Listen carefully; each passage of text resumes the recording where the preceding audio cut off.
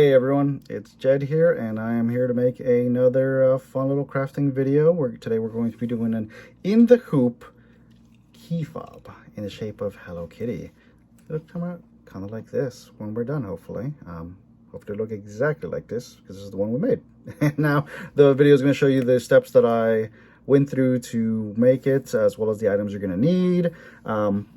A lot of fun stuff, and hopefully at the end of it, you know, you'll enjoy the video. I know when I was starting embroidery, I was like, well, what the hell can I make? And you can make beanies, you can make towels, you can make, you know, shirts, hoodies, jackets, whatever. You can make keychains. And I was like, oh, well, that's cool, let me try the keychains. And so I made one Hello Kitty for my daughter, because obviously she's 7 and she loves Hello Kitty.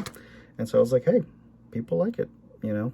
So I was like, let me make a video for it and see if anyone enjoys. And if you do, let me know. You know, I'm always willing to make fun things, fun videos for people. So definitely, if you're enjoying the video series, definitely hit that follow button, hit that like button, hit the subscribe button, whatever you want to call it. Like, comment, subscribe. There you go, like all the fancy YouTubers say. And yeah, without ado, we're going to go ahead and start with the list of materials that you are going to need for this project. So that'll be the next part you see. So here we go, movie magic. All right, we've got a couple things that we're going to need for this project. First off, we're going to need a 4x4 hoop for machine embroidery. We're going to need some stabilizer. This is 2 sheets of, I believe, medium weight cutaway stabilizers. Shears for cutting into the actual marine vinyl. I made a little template so I knew how big of the space in the this hoop is. So like if I cut this piece roughly, and I don't have to, it'll fit roughly in the entire, fit in this space. So the most important thing you're going to need is the marine vinyl. You're going to use, I'm using white since it is Hello Kitty. It's the colors that we're going to pick. We only need 3 threads for this. It'll be a black, a pink, and a yellow. And I'll show you that when we get it ready for the machine. I also forgot everybody's favorite, basting adhesive. This essentially we're going to spray on the hoops and then stick the marine vinyl onto it. It helps it adhere better.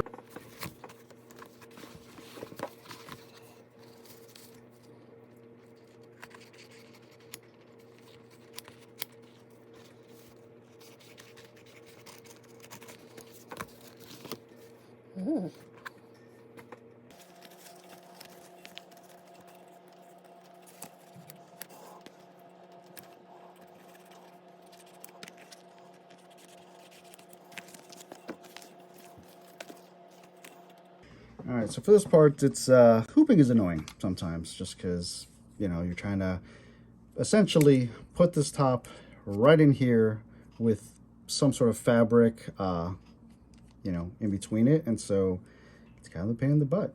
But yeah, you need the fabric on there, the stabilizer. But there's many different types of stabilizers you can use. There's cutaway, there's water soluble, there is tearaway like this one, as well as different weights, light, medium, heavy. So what you want is, you want to make sure that, you know, it's in, and I turn the little thing there, pull this. You want this to be as tight as possible, like a little drum almost. Okay, there's a very little give.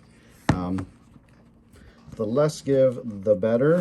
If I was using a fabric, like if I was embroidering on a shirt or something, I would, like I would this one with the vinyl, I'd spray this, put the vinyl on, or put the shirt on top, just, you know, laid flat, not stretched. You don't want to stretch it, because then when the machine embroidery starts happening, if it's stretched, it'll start what's called puckering when it's done. So it'll start pulling it in, and then you take it off the, like if it's this stretch, like whatever, it's pulled tight, you start embroidering it, and when you finish and pull it off of the hoop, it no longer has that that stretch. It starts going in a little bit, going back to its natural state, which causes it to, you know, essentially like bow in a little bit, and cause it looks, there's a little bit of kind of like this. It's kind of a little puckering, but around the shirt or whatever item you're doing it. So less than fun. So you want to, you know, I usually hit up with a spray, flat as possible. Don't stretch it. This though, you want it as stretched as possible, because that you don't see this. This actually goes on the underside or in the middle or wherever, and so it's not a big deal. You want it to be as tight as possible. So now we are going to spray this off camera. Okay, next step, just plop it on there as best as you can. Push down on it so that it is, you know, sticky. You can always lift it up a little bit and hit it up with a little. And there we go. That's how easy. So now we're going to go ahead and move over to the machine. So here we go. All right, so we're going to load it into the machine. We're going to move it around as needed. Hit the embroidery button, and then this is the angle it's going to be. We are going to head and load the machine in. I figured I'd load this up here. So this is the thing. We're going to make sure the presser foot is up. This is the presser foot. You got to make sure it's up so you can slide it in. And essentially, it just kind of drops into place here. And pops out a little. It's hard. It's a little bit hard to do with one hand, but it should. Sorry, it's with this hand. It's, like I said, it's a little bit difficult to do one-handed. There you go. So you hear that clack? That means it's locked in. Now, as you can see here, we've got a couple different threads.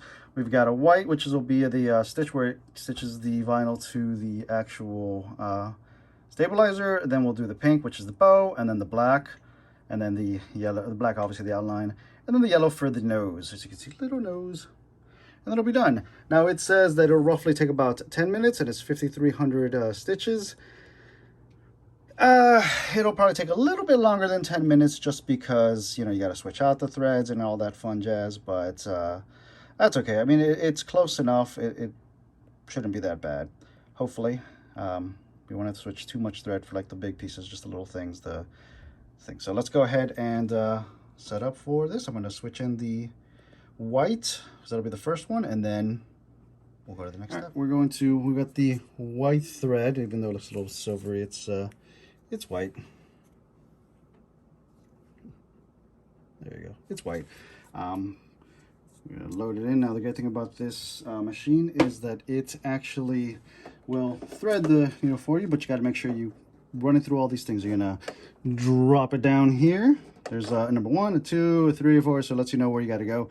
I always put my finger on that so that it doesn't come super loose. It keeps it a little bit tight. It helps a little bit more. It helps a little bit to keep it from coming loose, or just under. I'm gonna pull it down here, and the fun part, we're going to just pull it right there. There's a little cutter here, and like I said, it's self threading, so we'll drop the presser foot, and then we'll hit the button to, as you can see, it just threaded it right away. So I'm gonna go ahead and set this up for the regular sewing. It'll probably be a time-lapse type of thing, so because yeah, 10 minutes for you guys is a long time. So here you go. Enjoy the fast motion.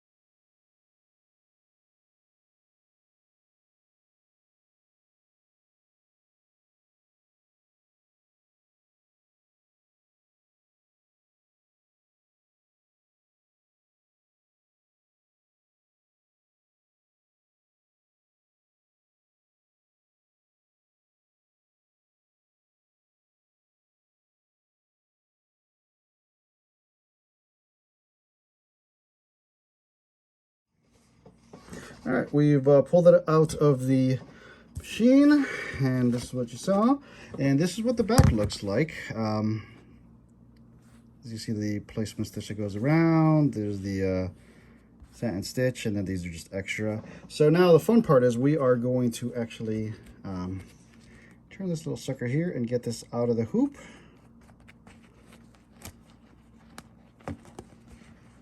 And here we go. So I got a little cuff for garbage. And now these are the tools that I use next, because we are going to first cut this out roughly. Then we're going to go through and use the curved scissors here, both large and small, to get these jump threads where, you know, like just make it here and then they connect it over here and made it here, you know, whatever. Or when it's switched, like you can see, there's a bunch all over, and they're on the back. We're going to cut them as low as we can, and then afterwards we're going to hit it with a little bit of fire, because they're polyester, so they'll burn down, so you won't see them. It cleans it up just a little bit. I feel like it looks nicer that way. If you've got a big fancy machine, they're the more expensive ones, the professional ones, they automatically cut in between jumps, so less work you have to do. But I don't have one of those machines, so I have to do all this stuff manually, and that's okay. So let's go ahead and first things first, we're gonna trim this down to size. You know, just regular scissors will cut through. Doesn't matter what shape you cut this through, at the end this is going to be trimmed down to close to the actual shape of the Hello Kitty. So let's put that off to the side, and so now it's a little bit smaller, looks a little bit closer. We're actually gonna use the big one, makes cutting rounds shapes a little bit easier.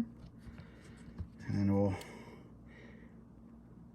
trim this down close to the placement line. We don't want to go over the placement line, the placement stitch, because if we do that, then it's going to cut the thing that's holding it together. Essentially, what is holding these pieces of vinyl together is this stitch, a little bit of the glue, and yeah, so we want to make sure we don't mess with that. This is an earlier design. I designed this one. I actually need to update this one a little bit, because I've changed the way I digitize this.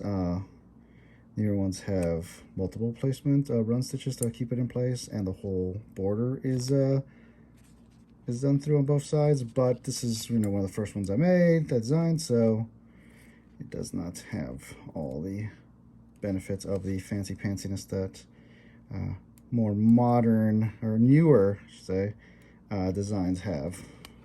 I got my scrap cup over there for vinyl, and might as well use it for embroidery. Now this is really, not necessarily tedious, but a little bit tedious. You gotta be good with cutting. If you got, like, you need steady hands to do this. If you don't have steady hands, you're not gonna cut it right. It's gonna look wanky. Now, this is, you know, more or less handmade items, so people tend to be a little bit more forgiving of these things. But, you know, you don't want to sell something that just looks terrible.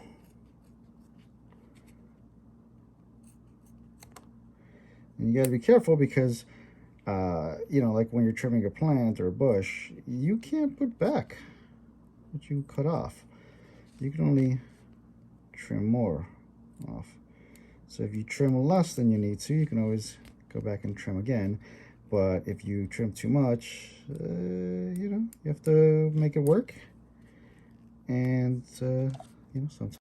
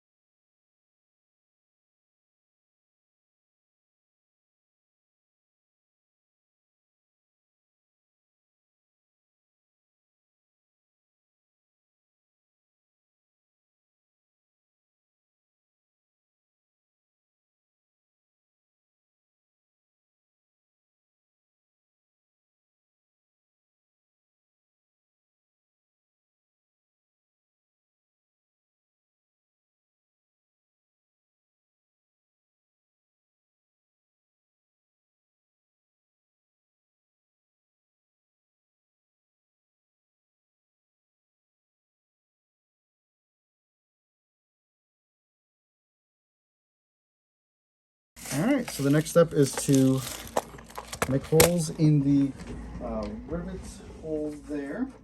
There's a couple ways you can do it. Sorry, you hear me just sliding over. I forgot to grab something. So now I bought a kit on Amazon, and as you can see, these are different rivets, different pieces, different sizes. This is the thing you've bounced on. This is actually the, I don't know if you guys can see it, but this right here is really sharp. And what you do is, if you know this comes with a really heavy piece, essentially, you would place the, we're not going to do it like that. You would place the sharp end here and hit it really hard, and the force will just go right through, in theory. When I tried it, it did not have good results on it, so I did the next thing, which, let me grab the pieces that we need and go with one of these sizes. There's multiple sizes, there's multiple colors you can use, there's multiple finishes. This one, obviously, as you can see, it's got the gold, it's got the chrome, or the bronze, the black, shiny black, the silver, different sizes as well. And essentially you've got these two pieces. Look at that. And you are gonna set them up where they belong. But like I said, I did not enjoy the process of making the holes, so I got one of these. It's a leather hole puncher. It works much better in my eyes. That's what it says. And so essentially you place the thing that you want the hole in there, you press down these little, it's multi-size holes, and they are, again, super sharp, and actually come with a sharpening instrument, like a little file. Now the fun part is you got to try to get as close to the center as possible. It actually might be a little bit too big. A little down the side. All right, you don't want to go too big because it'll cut into the threads. Let's see. All right, and we just give it a squeeze. You hear that clank noise? That means you've gone through. There we go. I'm gonna do the same thing over here. Except we might have gone just a little scotch over. Probably not. Actually, we look like we're okay. So, and then that's pretty much it. You're gonna got the pieces here. We're gonna just press them out of the way and make sure that it is. Sorry, I know this seems like it's, there we go. There's a second piece. You always want to make sure you have a clean and work environment, you know, just in case something happens and you forget. You don't want to leave things in there, and you know, why dull? This is the little multi-layer cuts that we just made. Multi-layer cuts.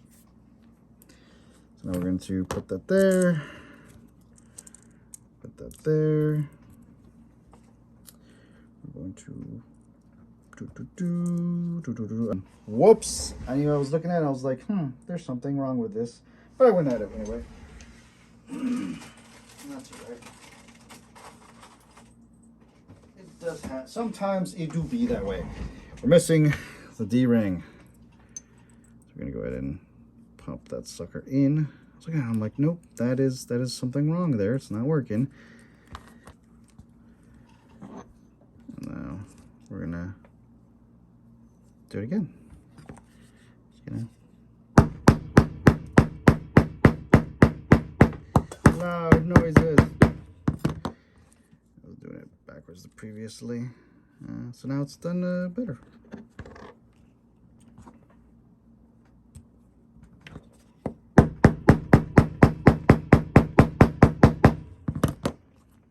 Yeah. So that is pretty much it. You wanna just make sure that it is as good as you can make it. And there you go. Bob is your uncle. So next thing that we're gonna do, But this sucker is, we are going to actually hit it up with the fire to burn off the little edges, because it straight on, it actually looks pretty good, pretty steady. But if you look at it from the side, you can see that there's all the little threads there. Yeah, you can definitely see them there. And so we're gonna hit it with a little lighter, and it'll burn right off. So let me go grab that. All right, and here we go. I probably should have done this before putting on the thing, but I am all sorts of messy today. So, like I said, you can see the, we'll hold it like that. You can definitely see it. So we're going to just run it over really quickly. Just want it, tap it to, you don't want to hold it on there. Just want it to burn the little pieces. Now you see like the eyes no longer have, we're gonna go for the, there we go, and you can see it. Like I said, you don't want to hold it too long, because then you'll start burning your thread. You just want to hold it long enough that it will shrink down.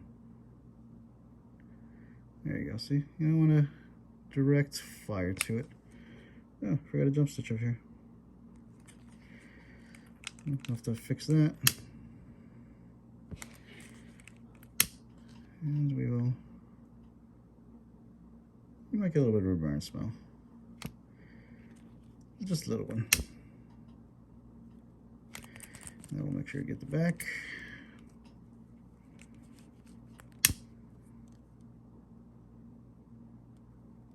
And there we go. And there we go. See, we no longer have any of those. We got a little bit on this side. I gotta, not really.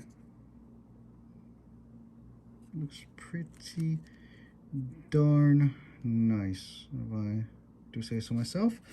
And there we go. That is the keychain that we have made. And you know, let me go through and just make sure that it is nice and tight. You know, you can, it's a keychain, or a hang on the purse, or hang on a backpack, or wherever you want it to hang. Essentially, it will do that.